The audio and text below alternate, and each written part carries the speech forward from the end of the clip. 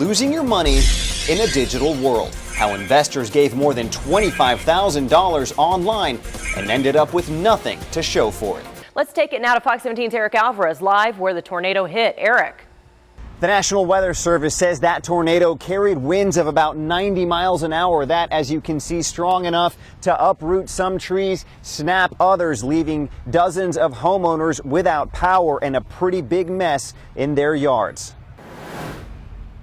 A Montgomery County spokesperson says no one was hurt despite this amount of damage. I mean, go ahead and look at this tree bent over in half. Now, these homeowners were lucky that this tree fell down and did not hit their homes. However, there were a few families that were displaced by the damage. I'm told they're staying with relatives. And right now, the power is back on to pretty much every family except for about 3 here in the county. Reporting live in Clarksville, Eric Alvarez, Fox 17 News. Now, according to this report by the National Council of State Boards of Nursing, the substance abuse rates between nurses and the general population are about the same. But when it comes to prescription drug abuse, nurses are at a much higher risk, creating a problem that only seems to be getting worse. You can also go outside, pay a little extra, pick up a paintball gun, and open fire on jolly old St. Nick. Marvel Comics has a history of pushing the envelope. In 2012, one of the astonishing X-Men had a same-sex marriage. And now Kamala Khan is the first female Muslim superhero to get her own Marvel series.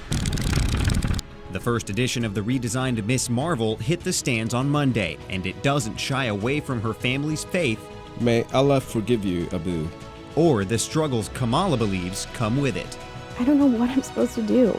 I don't know who I'm supposed to be.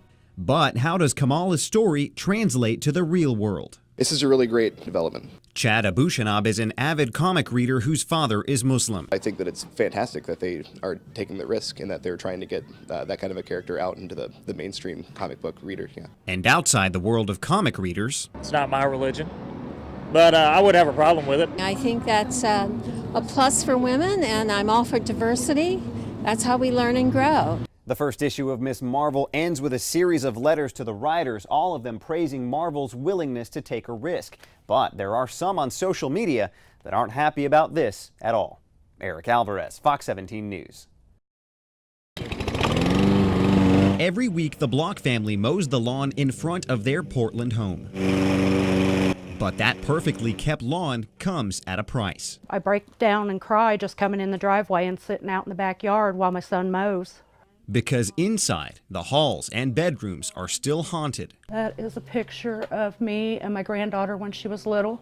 By the night of December 7th, 2012. We just had started getting ready to decorate for Christmas. The family and their pets escaped the flames that night, but the home and everything in it did not. I see burnt rafters. I can remember what it looked like, but it's not there anymore. There's nothing. But the fire was no accident. Police records show Margaret's husband, Stephen Block, admitted he doused a room in starter fluid and then took more than 24 sleeping pills. Block told an officer he tried to kill himself in the fire when everyone else was out of the house, but he survived. Block pled guilty to arson, served 7 months in jail, and now faces 6 years probation. He and his wife are now separated, but earlier this year, Margaret received a troubling letter from Shelter Insurance. You are not owed any insurance under the insurance policy. I went to the local branch to ask why. Employees there told me to call the corporate office, where a spokesperson says their homeowner's insurance policies clearly state an intentional act by a policyholder that causes damage is excluded from coverage. And now I have nothing left.